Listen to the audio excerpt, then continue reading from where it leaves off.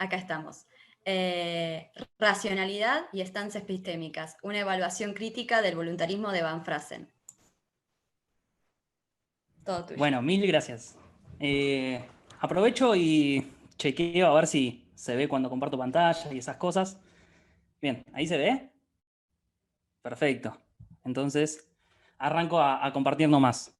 Bueno, se supone que en primera instancia yo iba a evaluar el voluntarismo de Van Frasen, que en realidad es uno de los aspectos de su propuesta. Terminé criticando más, o sea que me fui de mambo, no importa, así que vamos entonces a tener más cosas para poder discutir a lo largo de la exposición. Bueno, arranco entonces planteando que para poder entender de lo que vamos a ir hablando o los niveles de análisis que vamos a tener a lo largo de la exposición, en primera instancia tenemos que hacer una diferenciación entre justamente tres niveles en los que podríamos hablar de discusión entre los realistas y antirrealistas científicos, ¿sí? Los realistas y antirrealistas científicos, después vamos a retomar como la distinción de Kukla, porque nada, va a ser ilustrativo para en todo caso entender qué tiene que ver todo lo que voy a plantear con la discusión entre realistas y antirrealistas, pero pueden discutir en alguno de estos tres niveles en principio. Obviamente se puede discutir, pueden haber más o pueden haber menos, pero estos tres van a ser los que sirvan al análisis que va a ser tanto Van Frasen como Chakrabarty, que es otro autor en el que me basé para poder hacer la exposición, ¿sí? Los niveles de análisis epistémico serían los siguientes. El primer nivel es el de las creencias fácticas. ¿Qué es una creencia fáctica? Bueno, es básicamente cualquier cosa que yo pueda plantear y que sea descriptiva respecto del mundo. Si yo digo, existen los electrones, eso es tanto una creencia fáctica como existe esta lapicera que tengo en la mano, o esta lapicera que tengo en la mano es roja, y bla, bla, bla, bla, bla. ¿Sí? O sea, normalmente lo que expresamos a través de proposiciones describiendo el mundo de alguna manera es una creencia fáctica, ¿sí? El segundo nivel es el nivel de las stances. Elegí no traducirlo, pero se suele traducir por perspectiva o algo similar, o punto de vista también puede ser. Hay muchas maneras de traducir la palabra stance, pero viene a significar algo similar. Como va a ser una palabra técnica que vaya a usar, después la explico en profundidad y explico cómo se diferencian las creencias fácticas, pero tengan en cuenta que es otro nivel de análisis, ¿sí? Por ahora. No hace falta que se entienda todavía de qué se trata. Y por otro lado tenemos el nivel de las metastances, que son los niveles por los cuales nosotros decidimos qué perspectiva tener para poder adoptar determinados conocimientos y rechazar otros.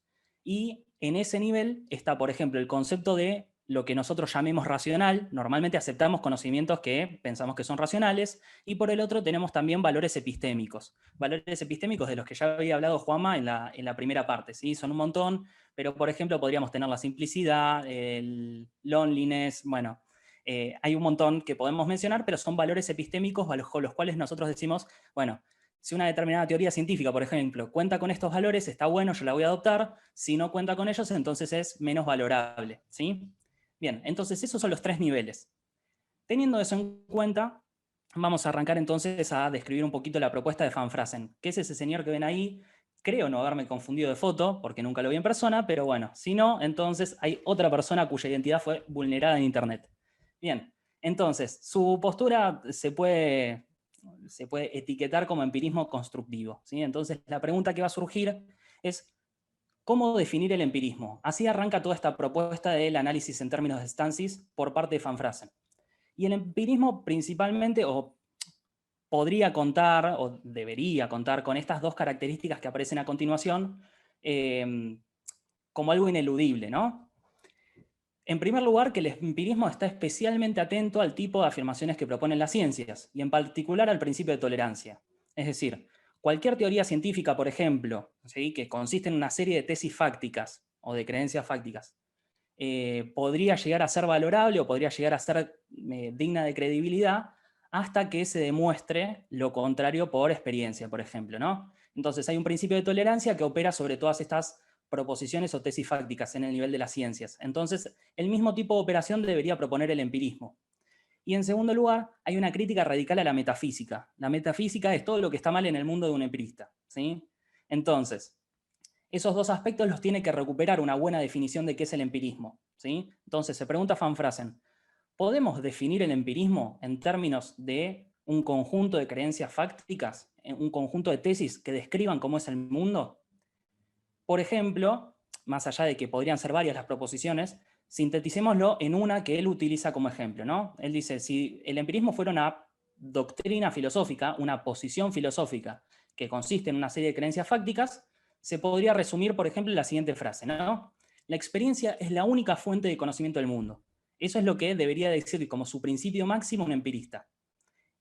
Bien, ahora, ¿qué problemas hay cuando consideramos que la definición se tiene que dar en el nivel de las creencias fácticas? Bueno, en primer lugar, que no hay un único conjunto de tesis fácticas que caractericen al empirismo, ¿sí? O sea, hay muchísimos empiristas y tantas definiciones de empirismo como empiristas hay. Y justamente este principio podría no ser representativo de todos ellos. Ahora, en segundo lugar, este tipo de afirmación es una tesis fáctica que debería ser puesta en tela de juicio tanto como las otras. Entonces, si yo lo sostengo como principio y rechazo un montón de afirmaciones, por ejemplo, de la metafísica, por sostener este principio, entonces no estoy cumpliendo con el principio de tolerancia, ¿sí? Que es el otro principio que debería sostener un empirista. Pero lo más importante es que esta postura podría llegar a ser self-defeating. ¿Qué significa eso? Podría llegar a ser autorrefutatoria. Y para poder demostrarlo, les pregunto a ustedes, ¿a través de qué tipo de experiencia podría yo comprobar que la experiencia es la única fuente de conocimiento del mundo? Esta afirmación, que es el principio por excelencia del empirismo, no se puede afirmar por experiencia. Entonces, los mismos empiristas deberían decir que no tiene manera de fundamentar el principio que los vendría a caracterizar, al menos si es una descripción del mundo, ¿sí? Entonces, se estarían contradiciendo o estarían con algún tipo de problema por el estilo, ¿no? Ahora, igualmente, vamos a ver justamente que Van Fraassen es un empirista constructivo. No le interesa quedar en este pozo y quedar en este problema, sino que piensa que hay una alternativa para poder definir al empirismo sin necesidad de caer en esta trampa, ¿no? Entonces, va a proponer hacerlo en términos de las stances. Ahora sí explico un poquito más qué es una stance. Como dice la cita acá, ahora sí cito puntualmente y después explico un poquito más, una stance es un conjunto de actitudes que incluyen actitudes proposicionales, algunas creencias fácticas y especialmente ciertas intenciones, compromisos y valores. Es decir, como diría el gran Fito Páez, es una cuestión de actitud. El empirismo es una actitud, no un conjunto de tesis acerca del mundo directamente, sino una actitud con la cual yo considero qué conocimientos son apropiados y cuáles no. Tiene una serie de reglas, una stance, ¿sí? Y en base a esas reglas yo decido qué conocimientos quedan dentro de lo que yo voy a aceptar y qué conocimientos quedan fuera. Entonces, la stance empirista quedaría definida del siguiente modo. En primer lugar, la primera regla de la stance empirista general, más allá de los modos específicos en los cuales los empiristas lo utilizaron a través del tiempo, ¿no? En primer lugar, debería rechazar demandas de explicación en términos de cosas que subyacen a los fenómenos. Es decir, no es necesario explicar qué hay más allá de lo que puedo ver o de lo que podemos percibir. En segundo lugar, que se rechazan los intentos de responder a tales demandas de explicación por postulación. Es decir, no tengo que decir que hay entidades que existen para poder explicar los fenómenos que veo. Con que explique lo que veo está bien. Y en tercer lugar, que sigue como modelo de investigación los métodos de las ciencias, con lo cual se recupera el principio de tolerancia que antes había quedado medio tachado, ¿no? A ver, para que se entienda un poquito más en qué consisten estas reglas. Yo, por ejemplo, no tengo por qué decir que para explicar la composición de la mesa no tengo que recurrir necesariamente a moléculas, átomos, electrones, pero no es que no los tengo que mencionar. Yo puedo usar afirmaciones que hablen de átomos, electrones, moléculas. Con lo que no me tengo que comprometer es con decir que existen los electrones, que existen los átomos y que existen las moléculas. Es decir, no necesito postular esas entidades. Si me sirven para describir lo que veo, ya alcanza y sobra, ¿sí? Entonces, eso sería justamente lo que caracteriza la stance empirista. Bien, entonces, las stances, y ahí viene una segunda definición que propone Chakrabarty, este otro autor que utilicé, deben ser entendidas como políticas epistémicas para generar creencias fácticas. Es decir, las stances me sirven como una serie de reglas a través de las cuales yo puedo generar creencias fácticas que sean adecuadas para esa stance y puedo rechazar otras que sean inadecuadas para esa stance. Entonces, por un lado, la stance empirista tendría esta serie de reglas que vimos recién Y por otro, la stance metafísica estaría definida por Van Frasen y por Chakrabarty en contraposición a la stance empirista. No sé si recién me contradije, pero bueno. La stance metafísica queda definida como aceptando demandas de explicación en términos de cosas que subyacen a los fenómenos, y en segundo lugar, intentando responder a tales demandas de explicación por postulación. Por ejemplo, una persona que sostenga la stance metafísica podría explicar la composición de la mesa en la que estoy apoyando esta computadora como compuesta de moléculas, átomos, partículas subatómicas y así sucesivamente, porque considera que tiene que responder a lo que está viendo en términos de entidades que tiene que postular, ¿sí? Y además piensa que esas afirmaciones son literalmente verdaderas, ¿sí? Yo digo, esto está compuesto de, no sé, determinada cantidad de átomos. Bueno, esa afirmación para ser correcta debería ser literalmente verdadera. Tienen que existir esos átomos, más allá de que no los veo, y además tienen que justamente poder explicar lo que yo estoy viendo en términos de fenómenos, ¿sí? Es decir, hay algo más. Las teorías no me proponen terminología solamente que es útil, sino que es literalmente verdadera para una persona que sostenga la stance metafísica. Ahora, ¿qué tiene que ver todo esto con el debate entre realistas y antirrealistas en filosofía de las ciencias? Bueno, retomamos un cachito la distinción de Kupla, ¿no? Podíamos tener distintos tipos de compromiso ontológico en el debate realismo-antirrealismo. Por ejemplo, los datos sensibles. Yo me puedo comprometer solamente con la existencia de datos sensibles, como ser de apariencia verdosa. Me puedo comprometer también con los objetos del sentido común, que ya es algo más, ¿sí? No solamente lo que estoy viendo, sino además los objetos que asientan esas propiedades que yo estoy percibiendo, o sea, palos, piedras, lo que fuere. Después, entidades inobservables postuladas por las teorías científicas, como electrones, procesos mentales inconscientes. Y por último, las entidades abstractas atemporales, como los números, conjuntos y proposiciones, ¿sí? Ahora, normalmente el debate se da en este tercer nivel, ¿sí? En el nivel de las entidades inobservables. O sea, los antirrealistas dicen normalmente que no tenemos que comprometernos con la existencia del electrón, por ejemplo, y los realistas dicen, sí, tenemos que decir que existe el electrón y en base a eso explicar cosas. Entonces, según el realista sí, según el antirrealista no, ¿sí? No hay un compromiso acá. No hace falta rechazar ese compromiso. Hace falta no comprometerse para un antirrealista. Bien, ahora, justamente, la stance metafísica correspondería a la stance que sostiene un realista científico y la empirista corresponde a lo que sostiene un antirrealista científico. Y ahí vienen dos de las primeras cuestiones que se pueden, o primeras críticas que se pueden plantear a la perspectiva de Van Frasen. En primer lugar, ¿por qué la tercera regla de la stance empirista solamente pertenece a los empiristas y no a los realistas metafísicos en general? ¿Que los realistas científicos no siguen los métodos de las ciencias? O sea, podrían tranquilamente compartir esta regla, ¿no? Es una crítica que se le puede hacer, después va a tener consecuencias para lo que voy a plantear más al final, pero así todo se puede considerar, se puede tener en cuenta, ¿no? O sea, esta regla podría ser compartida, ¿no? No es que un empirista es más científico que un realista científico, ¿sí? Bien, y en segundo lugar, y esta me parece una crítica bastante fuerte, ¿qué necesidad tiene un realista de aceptar el nivel de las stances? A ver, normalmente la discusión entre realismo y antirrealismo científico se suele dar en términos de las tesis fácticas, ¿no? En términos de estas creencias, descriptivas respecto al mundo y demás.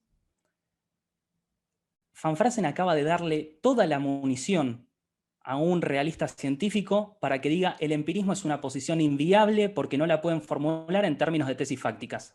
Entonces, todo lo que tiene que hacer un realista en estas circunstancias para ganar es decir, no acepto este análisis en términos de stances, ¿sí?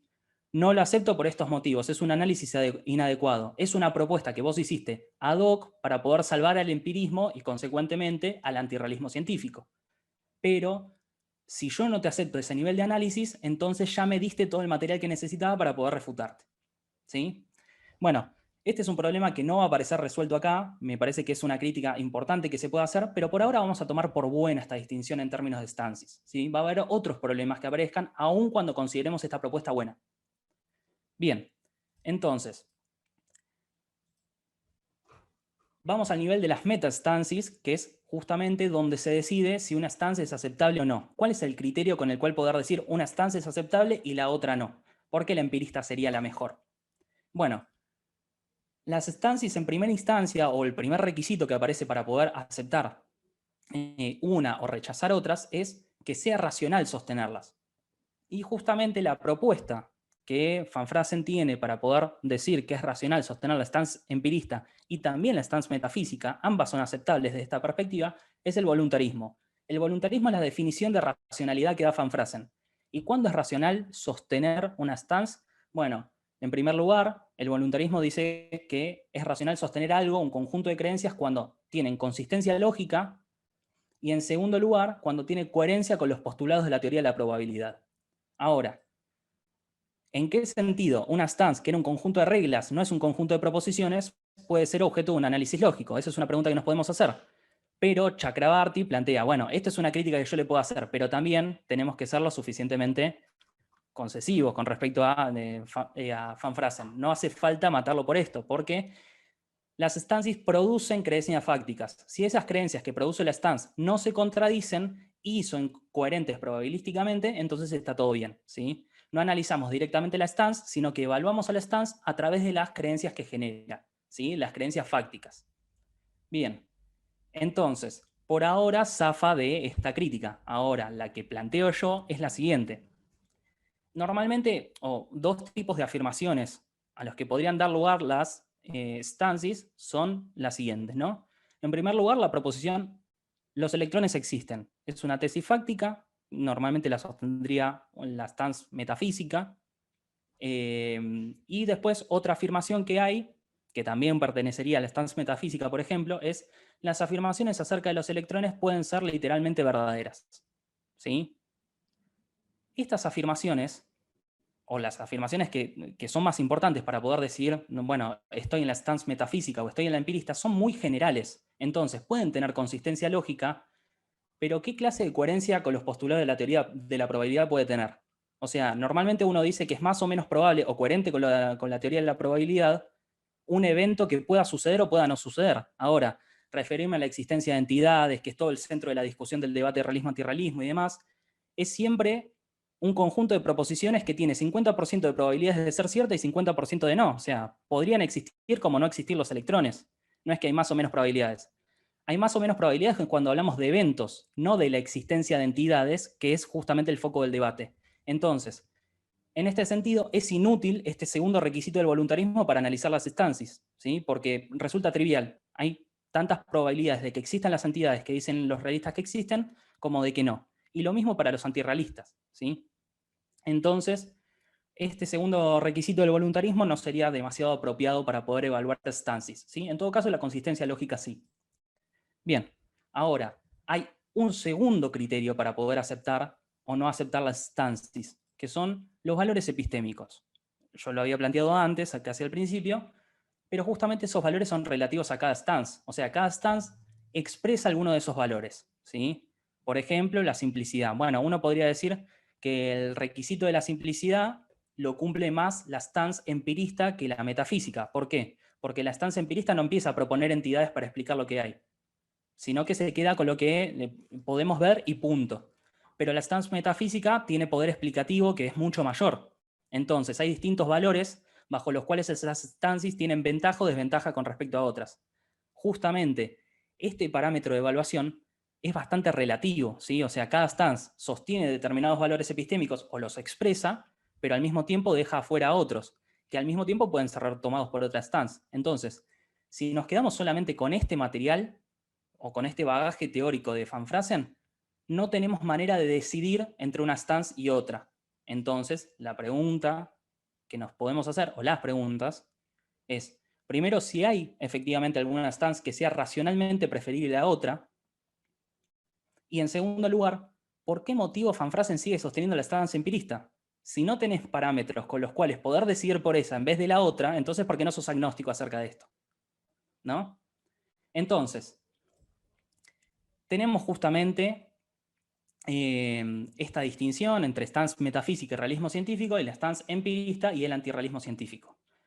Ahora, si conseguimos que las reglas o políticas de las stances son una función o se determinan en función de los valores a los que suscriben quienes debaten, la discusión debería pasar a ese plano, o sea, debería pasar al plano de los valores. ¿Qué valores epistémicos son los que tienen que primar para la filosofía de las ciencias? ¿Cuáles son los valores que son principales? ¿Cuáles son con los que nos quedamos? Y qué stances las reflejan mejor. Todavía podemos tener una discusión si nos ponemos a discutir acerca de qué valores sirven. Y en base a esto, vuelvo a retomar la crítica que había planteado hace bastante con respecto a la estancia empirista. Hay una de las reglas que podría ser compartida entre ambas estancias, es decir, que a ambas les interesa tener algunos valores compartidos que tienen que ver con la actividad científica estándar, cómo se investiga y demás. ¿Sí? ¿Por qué? Porque si no, no seguirían como modelo de investigación a las ciencias. Entonces, resulta que hay algunos puntos que se pueden encontrar en común. Entonces, si encontramos cuáles son esos valores, esto no es parte de la propuesta de Van Frasen, ¿no? Pero si encontramos qué valores son principales o priman para poder llevar a cabo la investigación científica y para poder fundar la filosofía de las ciencias, no sé, de una perspectiva más o menos neutral, independientemente de si somos realistas o antirrealistas, después podríamos evaluar si esas stances pueden expresar mejor o peor esos valores compartidos, ¿sí? Es posible la discusión en ese plano, pero ya deberíamos analizar en qué valores acordamos y en qué valores podemos ser, no sé, opinar cada uno lo suyo, ¿sí? Entonces, y esto en suma, ¿no? O sea, más allá de esta mini propuesta de solución del inconveniente. La propuesta de Van Frasen enfrenta las siguientes dificultades, o debería enfrentarlas, ¿no? En primer lugar, perdón, justo se me fue un doble clic.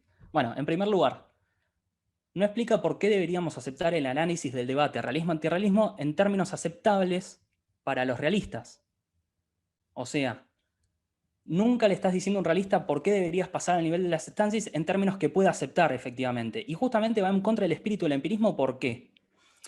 Porque si no te planteo una explicación de por qué tengo que hacer por qué tengo que llevar este nivel de análisis en términos aceptables para vos, entonces no estoy respetando el espíritu con el cual te estoy diciendo que estás proponiendo cualquier tipo de entidades solamente porque te estás escapando de lo que podemos percibir en común. O sea, un empirista se supone que se está quedando en el nivel de lo que podemos ver todos, los datos de los sentidos, y no está aceptando lo que podría solamente proponer un realista, que son entidades que van más allá de eso. Bueno, de la misma manera o con el mismo tipo de procedimiento está proponiendo Van Frasen un nivel de análisis que no podrían aceptar los empiristas, perdón, los realistas, sino solamente los empiristas. ¿Sí?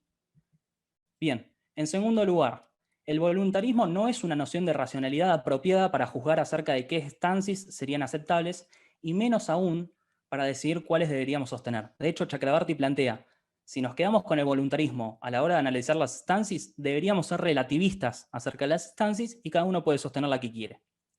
Y por último, como las estancias fueron definidas una en contraposición de la otra, Van Frasen no logró identificar posibles acuerdos entre la estancia empirista y la metafísica, como por ejemplo lo que les planteaba recién, tomar el modelo de las ciencias, el método de las ciencias como modelo, ¿sí?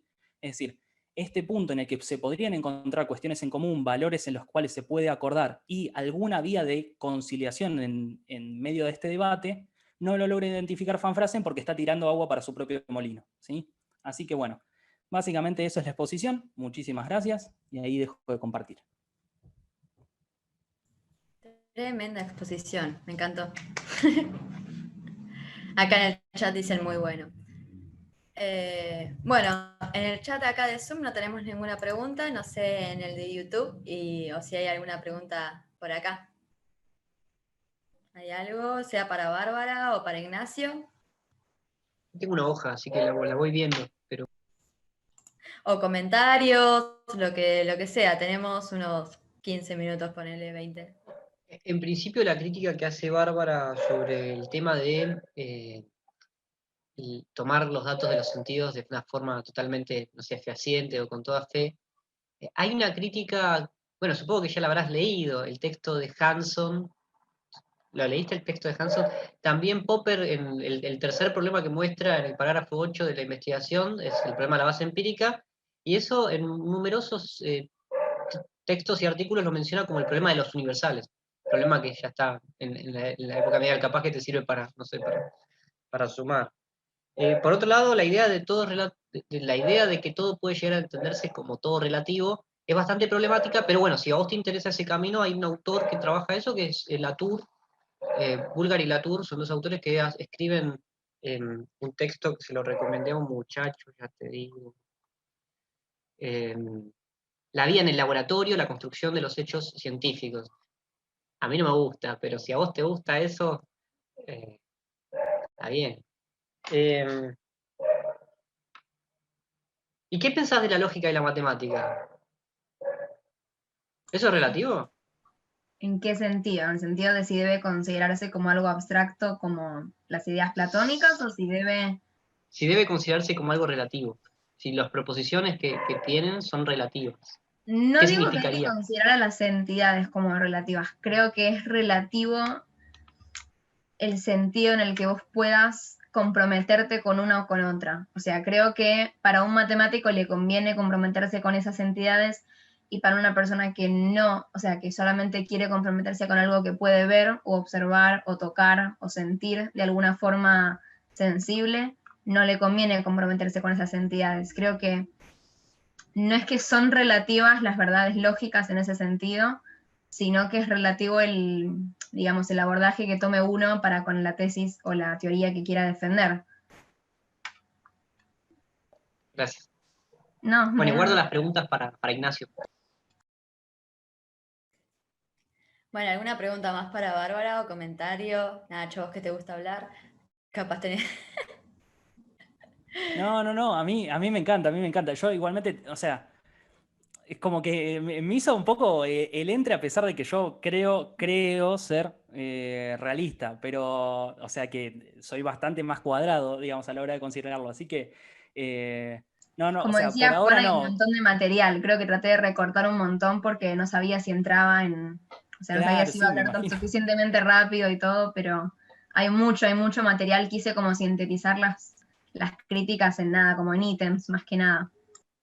Pero es buenísimo porque generalmente uno tiene su postura y obviamente que creo que es el caso de todos, espero, queremos crecer y que nos critiquen, pero muy en el fondo de nuestros corazones nos aferramos a nuestras intuiciones primarias y las tratamos de defender a espada y escudo. Y está bueno mostrar que en el fondo, y por ahí tengas razón, qué sé yo, pero no quiere decir que estés exento de críticas. Todos estamos exentos de críticas y es Exactamente. verdad, estoy totalmente de acuerdo con esto de, bueno, si vamos a seguir planteando, haciendo filosofía, como decís vos, respecto a ontología, y siempre vamos a estar en este jueguito de, bueno, dale, criticame, que te critico, que te refuto, nos refutamos. Y está buenísimo, es súper divertido, a mí me encanta personalmente, pero es verdad que tal vez algo más constructivo podría ser desde de una vista pragmatista.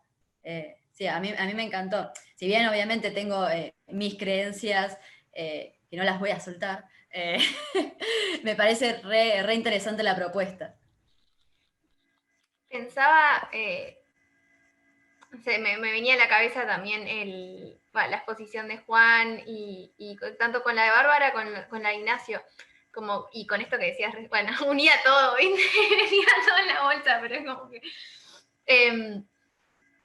o sea, ¿hasta qué punto uno, esto que decís de las intuiciones primarias, ya sean o realistas, acerca de cualquiera de los niveles que señala Kukla, como que este afán de querer defenderlas a través de razonamientos concluyentes, cuando en realidad racionalmente, o sea, lo único, yo creo, es una creencia, ¿no?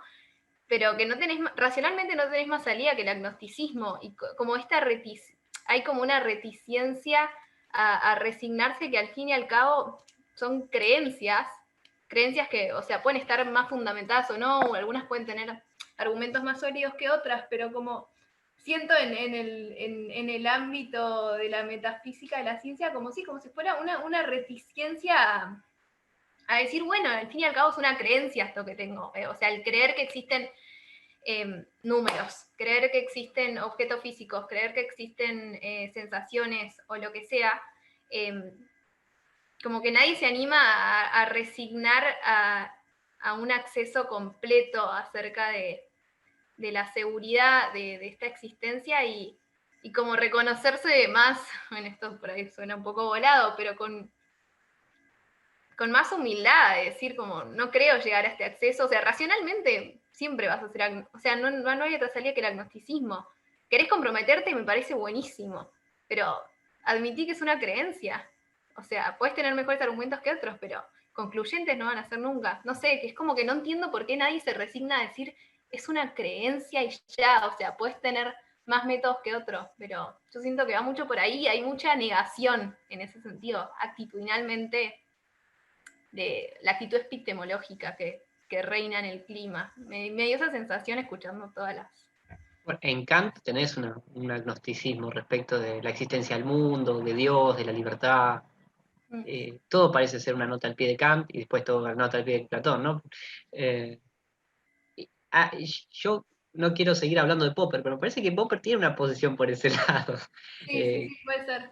Que en todo caso los compromisos metafísicos surgen como una solución a un problema, pero es debatible, es conjetural. Sí, es verdad. O sea, lo poco que leí de Popper es como que me cayó simpático. Y creo que puede ser que iba un poco por ahí. Sí, porque ni siquiera puedes... ¿Quién decía esto? Creo que Aquistain. No sé en qué texto decía que, o sea, hasta todo le puedes meter la duda cartesiana, que es una ilusión óptica. Qué sé yo, al final la salida de Descartes, si bien nos podemos burlar mucho de que terminó justificando todo con una creencia de Dios, qué sé yo, es en el fondo lo que hacemos un poco todos, no sé, es como se resignó y no está tan mal. Me pareció genial esto que señalaba Bárbara de todo en el fondo es un instrumento, los ojos son un instrumento, que vos decís que lo ves con el intelecto, dale, el intelecto es un instrumento, el propio cuerpo es un instrumento, y si no lo ves con el cuerpo, lo ves con el alma, también, o sea, obviamente que sería requete interesante, y esto como propuesta también, afinar por ahí un poco el concepto de instrumento, porque tal vez... así como intuitivamente, sí, todo es un instrumento, pero bueno, ¿qué estamos queriendo decir con esto? Bueno, una herramienta, algo útil, ¿hacia qué? Entonces hay un sujeto que, no sé, como tratar de afinar un poco eso, pero es verdad que intuitivamente podemos afirmar eso, y ya en el momento en el que, en el que aceptás un poco que todo medio, digamos, para el conocimiento es un instrumento, la razón misma, y en el que no te crees Dios, tenés que aceptar de que bien podés tener razón, muy probablemente, sí, y muy probablemente ese instrumento falle o la naturaleza externa falle también, ¿por qué no? Siempre hablamos de la herramienta humana de conocimiento como carente, digamos, ¿no? Como limitada, pero también puede ser la misma naturaleza la que la que no se pueda expresar y revelar a la naturaleza humana. Y hay un montón de peros y por qué, y se podría decir necesidades de explicación, que creo que justamente el punto es, no son necesarias esas explicaciones, anda por otro lado. Me parece buenísimo. No creo que el alma sea un instrumento para Platón. Me parece que es el sujeto que usa instrumentos. Me habías dicho que el alma era un instrumento y como me estalló la cabeza. Yo de Platón igual no soy muy erudita, Igual me parece a mí, quería decir que el tema del agnosticismo también es espinoso y desde algunos aspectos, o sea, a mí me parece, concuerdo con que es prudente ante la posibilidad de no caer en fundamentalismos, ¿no? De aceptar que las cosas se pueden ver desde distintas perspectivas y que, bueno, por ahí uno no puede saber, y quizás hasta ni exista una forma de verlo. Pero por otro lado, no sé si les pasa a ustedes, también es una forma como como de quedarse en el molde, de decir, bueno, che, no me juego así, bueno, no sé, puede ser. Y entonces uno dice, bueno, pero ¿y si hubiera una verdad? No digo que haya una verdad de cada una de todas las cosas, pero si hubiera, de alguna de las cosas hubiera una verdad, algo que sí... Acá levanto la bandera, para mí, o sea, no es necesariamente que haya una verdad, obviamente, pero sí me parece que hay determinados parámetros con los cuales se podría resolver algunos debates. O sea, así como en su momento, por ejemplo, la propuesta de hacer un análisis analítico, bueno, valga la redundancia, ¿no? Una propuesta analítica acerca de la filosofía y de decir, bueno, podemos diluir un montón de estos problemas porque tenían que ver con confusiones del lenguaje, y así se resolvieron un montón de debates. Bueno, de la misma forma también tenemos forma de resolver debates respecto a las discusiones actuales, lo cual no quita obviamente que, nada, si existe alguna verdad, entonces sea difícilmente alcanzable, por lo menos en términos, por lo menos usando nuestras propias facultades de razonar y todas esas cuestiones, ¿no? No quita que sea increíblemente complicado, pero lo que sí me parece es que hay algunos parámetros bajo los cuales tendríamos que poder decir, bueno, está bien, ¿cuándo consideramos este debate zanjado? Esto lo retomo porque, bueno, toda la cuestión que planteaba con respecto a Van Frasen y demás, es porque en última instancia el voluntarismo, como su nombre lo indica, y esto tal vez no lo planteé en la exposición, es justamente decir, bueno, está bien, mientras cumpla con estos dos parámetros, cree lo que quieras, ¿sí? Él dice eso casi explícitamente y dice, bueno, está bien, y de hecho en la imagen científica prácticamente te dice, bueno, mientras haya adecuación empírica, sostener la ontología que se te cante. El tema es, bueno, después, ¿cómo hacemos para resolver el debate realismo-antirrealismo? ¿Cómo hacemos para decir, bueno, está bien, ya está, no hay que discutir más acerca de esto? Habría que poner algún tipo de parámetro al respecto y me parece a mí que hay un montón de cuestiones que tienen que ver con negociar valores, ver, fijarse qué valores hay en común y qué valores hay distintos como para poder decir, bueno, en este momento y acorde a los valores que estamos sosteniendo ahora, esta discusión se resuelve de esta manera, ¿no? Y si tenemos valores completamente diferentes, no esperar que lleguemos a ese punto en común porque tampoco vamos a lograrlo, ¿no? O sea, en última instancia, si los valores entre realistas y antirrealistas son súper distintos, o los valores científicos que realzan o que se ponen al hombro son muy diferentes, bueno, dejémoslo sin resolver, no hay problema. Ahora, si hay algunos valores en común y si tenemos la esperanza de poder llegar a algún tipo de acuerdo en esas circunstancias, habría que ver cuáles son los parámetros bajo los cuales ese acuerdo es exigible y habría que intentar lograrlo, ¿no? Obviamente. Entonces, justamente me parece que más por ese lado va, o sea, para ver, bueno, está bien, ¿en qué áreas un acuerdo es esperable o es lo más racional en vez de mantener el desacuerdo? Fijarnos en qué circunstancias, con aportes de la epistemología social y demás, que lamentablemente no está Pablo, pero bueno, él también labura mucho sobre el tema, ¿no? Pero ver bajo qué circunstancias es racional mantener el desacuerdo y bajo qué circunstancias es racionalmente exigible lograr el acuerdo, me parece que es el parámetro con el cual podríamos llegar a alguna solución en el tema, o por lo menos ahí veo la cuestión, digamos. Dos cosas tengo para decir. Primero que el tema igual de los valores epistémicos, me imagino que también es un tema donde se puede debatir. O sea, me imagino que la postura presentada por Bárbara no se mantenía así. O sea, si bien la presentó como en relación a la ontología, me imagino que puede ser respecto a, no sé si decir todas, pero muchas de las áreas del conocimiento de la escritura y de los papers posibles.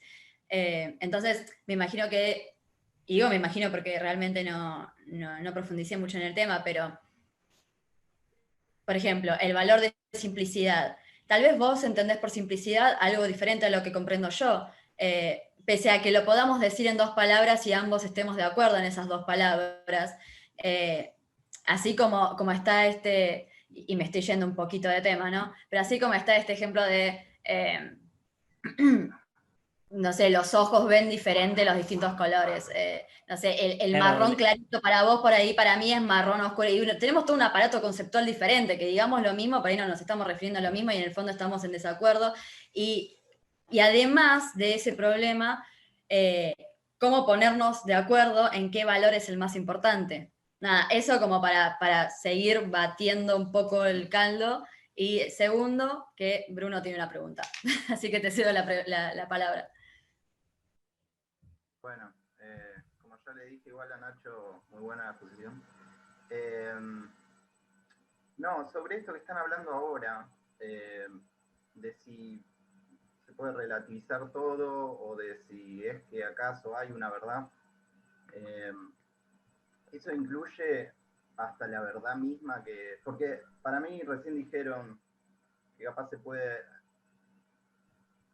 digamos, usar la duda hiperbólica de Descartes, pero en realidad lo que él demostró, en mi opinión, es que hay una cosa sobre la que no se puede dudar, que es la propia existencia. Digamos, para mí, en el fondo, todo relativismo se choca con eso. Hay el relativismo se choca con su propia tesis, porque si el relativismo mismo es relativo, entonces el relativismo puede ser falso. Así que nada, yo, digamos, soy un poco como Nacho dice, creo que soy realista y hay ciertas cosas que siento que pueden ser consideradas verdad.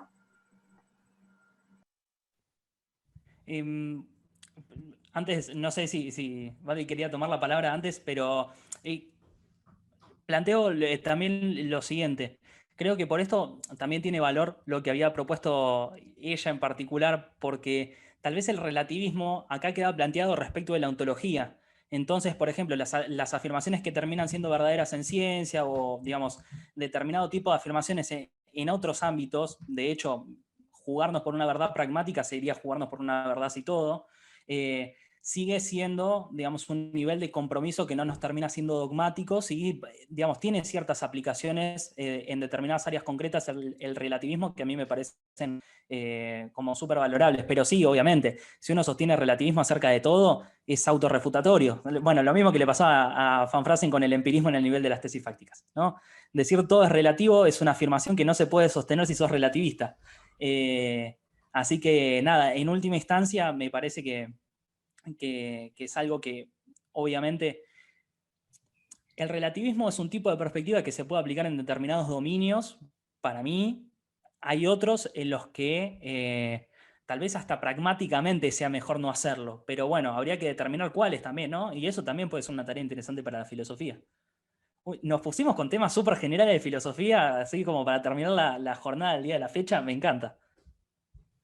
Habría que hacerte preguntas a vos. Faltan las preguntas a Ignacio. No sé, igual si Barbie querés contestar algo sobre eso, sobre lo que te dijo Bruno. O... No, en realidad es como dijo Ignacio, o sea, la idea es usar el relativismo a favor de no comprometernos con nada concluyentemente, o sea, no de decir, bueno, absolutamente todo es relativo, no podemos arrancar a hacer nada porque así no se construye ninguna tesis, sino simplemente tener en cuenta que toda teoría puede ser refutada y que si vos te comprometes totalmente o justamente concluyentemente con una determinada entidad y te cerrás en eso y te negás a como a ver que existen otras posibilidades, creo que esa forma, digamos, de cerrarse tampoco termina siendo como constructiva. Creo que terminás cayendo justamente, no quiero decir en un relativismo porque ya es como un montón, pero lo que quiero decir es que usando el relativismo para decir, bueno, ok, me puedo comprometer con esto, pero no quiere decir que tenga que, digamos, descartar todo el resto de las entidades y quedarme con una y decir, bueno, no, si soy, qué sé yo, si soy psicólogo me comprometo con las entidades abstractas inconscientes y todo lo que me dice el cuerpo, o esto que decía Platón, bueno, el cuerpo es solamente como una prisión del alma que no la deja hacer nada, o sea, tampoco como irte al extremo y decir, no, bueno, pará. Entonces el relativismo creo que lo puse en base a eso, no para negar todo o afirmar todo y decir todo es relativo, no podemos comprometernos con nada, porque a fin de cuentas lo que quería dejar en claro es que en orden de construir una teoría o una tesis científica necesitas comprometerte con entidades, sí o sí. Como esto de Descartes, o sea, necesitas empezar desde algún punto, si no, no empezás nunca más. Pero tampoco como frenarte para quedarte con una entidad porque se te cae la teoría, o sea, se te cae lo que estás sosteniendo. Creo que es más por ahí. Me gustaría... Ay, perdón. Agrego nomás una cosita, que estoy de acuerdo de que yo creo que la mayoría de las cosas son relativas. Simplemente que hay algunas capaz que sirven como de base y parece que es contradictorio, digamos, dudar de ellas. Nada más. Claro, justamente como que todo puede ser relativizado y criticado. O sea, al pedo quedarte con una si en realidad estás tratando de defender una teoría y avanzar y tratar de hacer un marco científico. Nada, quería comentar que en línea con lo que decía Bárbara y en contra de lo que decía Nacho, que Ignacio en un momento dijiste que el relativismo es autorrefutatorio. Me parece que puede ser autofundante, autofundamentado, mejor dicho, como su propio fundamento. Porque el relativismo lo que nos dice es, no nos dice, no afirmes nada, nega todo, no te comprometas ni en pepe con nada. Lo que te dice es, mirá, hay circunstancias bajo las cuales A va a ser verdadero y hay circunstancias bajo las cuales A va a ser falso. Y verdadero y falso como si fuesen los únicos dos valores, pero tenemos un montón de posibilidades y un montón de circunstancias posibles. Y esto mismo que decía Bárbara, depende de cuáles son tus intereses, lo mismo que decías vos, de tus valores, de qué es lo que querés responder, de cuál es el acuerdo al que querés llegar. Claro, esta es la perspectiva del 6 y del 9, depende de dónde estés parado. Y en ese sentido me parece que podés ser relativista y sostener una postura relativista diciendo sí, desde otra perspectiva que no es la mía, relativismo es falso. Pero a mí me sirve la postura relativista para poder desde ahí empezar a sostener la existencia de tal y cual cosa, de tal manera con tal fin, digamos. Claro, igualmente ahí yo estoy de acuerdo con lo que está poniendo Bruno. Ese relativismo no es un relativismo total, o sea, yo estoy de acuerdo con digamos, si los queremos diferenciar podemos decirle relativismo al que sería como más radical y el perspectivismo sería como el que sí estaría dispuesto a aceptar, ¿no? Entonces, y me parece que ese es en última instancia el que sostuvo Bárbara, el que están proponiendo ahora, o sea, relativismo total digamos, y ese relativismo total, por ser autofundante, se estaría refutando. O sea, no se puede afirmar en una proposición que podamos considerar verdadera acerca de ese relativismo, ¿no? Pero sí, el perspectivismo sí, podría decirlo tranquilamente y no entraría en un problema. Es verdad, es verdad. Justo lo puso Juanma, perspectivismo. No, usé esa palabra por vos, ¿eh? Escribí eso, dijiste perspectivismo y dije, claro, es eso. Vos, Juanma, justo, tenías preguntas para Nacho, dijiste. Sí. Una era lo que te había comentado el otro día, encontré el término griego para la palabra como stance en sexto empírico, que es agogé. Pero bueno, sexto empírico lo sostiene de Claro, verdad, no como Van esta que Frase. era orientación, Sí, que claro. él dice, bueno, el sexto empírico como escéptico dice justamente, lo mío no puede ser una posición filosófica porque no la puedo afirmar, es una orientación. Pero no es un Entonces se mantiene en el escéptico. nivel de las creencias. Claro, no es un escéptico anarquista, no es un pirrónico ahí como. Claro. Sino que es. Sí, no, porque otra si sos cosa. pirrón no hablas. Claro, no. Y después cuando hablaste, a ver, hablaste del principio empirista como una afirmación que termina sosteniendo pero que carece de contenido empírico y por lo tanto no tiene sentido que la sostenga porque Claro. hay como una especie de incoherencia, ¿no? Pero podría sostenerlo, y creo que también lo decís, porque lo definís a partir de Chakrabarty, de la stance como una especie de elección. Y en ese sentido sí se puede sostener, digamos, no es una afirmación sobre, no es una descripción de la realidad, sino que es una decisión metodológica, y en ese sentido. Claro. Y ahí justamente dice, si ya decimos que es una decisión y no una descripción acerca del mundo, entonces ya no es una tesis fáctica, sino que es representativa una stance. Ya queda habilitado decir eso, pero porque es un tipo de política bajo el cual vos decís qué enunciados vas a aceptar y qué enunciados no. Pero ya es un nivel más arriba que simplemente los enunciados que son descriptivos respecto al mundo. Sí, bueno, estoy harto de hablar de Popper, ya siento que. Pero bueno, Popper. El tipo, Popper, cuando agarra y aparece algo que podría terminar siendo metafísico, el principio de uniformidad del universo, la causalidad, dice, bueno, regla metodológica. Y listo. Claro. Y con bueno, esto en última instancia sí. se venía usando también desde antes. Un trabajo que podría ser interesante para hacer y que no sé si me va a dar ganas hacerlo. Lo que termina siendo acá Van Frasen, diciendo esto es una regla porque como tesis descriptiva respecto al mundo no se sostiene, es algo que ya habían hecho los positivistas lógicos cuando se encontraron que las proposiciones universales no resistían el criterio verificacionista del significado. Criterio verificacionista del significado dice, tenés que tener un método empírico para poder comprobar todas las proposiciones. Si vos decís todos los cuervos son negros, eso no se sostiene. no lo podés verificar empíricamente, ¿sí? Podés en todo caso refutarlo, pero verificarlo empíricamente no podés, porque las observaciones no te van a alcanzar nunca. Entonces, Schlick y Weismann proponen, no, bueno, las proposiciones universales son reglas con las cuales descubrir nuevas proposiciones singulares. Esta propuesta de volver lo que no puede ser afirmado como descriptivo del mundo, volverlo una regla, es más vieja. No. Tiene un siglo de carga, digamos. El tipo discute contra eso. Hay todo, incluso en el ámbito de la discusión sobre realismo metafísico. Sí, realismo metafísico. Bueno, ya eso. Más preguntas para Ignacio, por favor. Deberíamos devolverle todas las que nos hizo a nosotros, pero no sé. No, igual tranqui. ¿Cuál es el futuro de tu investigación sobre esto, Ignacio? Bien, mi propuesta para poder solucionar esta cuestión es reemplazar el voluntarismo, o sea, no necesariamente las estancias, eso no me parece que haya tanto problema.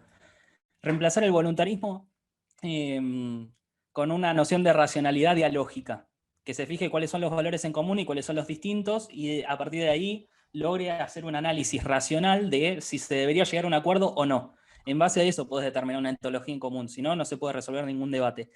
Capaz que tenés que decir que no se puede resolver. Capaz, o sea, pero el tema es, ¿en qué circunstancias estás habilitado a hacer eso? Claro, es necesario un criterio con el cual poder decir si se pueden mantener valores en común o cada uno se tiene que quedar en su postura. Che, acá me están soplando una pregunta para vos, Ignacio. Sí. Me dicen si sostenés o Van Frasen o Chakrabarty, vos podés contestar las 3 preguntas. ¿Sostenés una distinción en el nivel metafísico entre el ente y el ser del ente, por ejemplo, o entre lo óntico y lo ontológico? No, en ese sentido no, pero porque en realidad voy a contestar desde mí, porque no, creo que Van Frasen y Chakrabarty, desde el mismo tipo de pensamiento que yo, no responderían a esa pregunta. Yo la voy a responder porque me parece que es una digna pregunta, pero que viene de la línea continental, no de la analítica. Suscribir a una diferencia entre el ser y el ente corresponde a un tipo de análisis que un analítico puede permitirse no responder porque simplemente es un juego del lenguaje.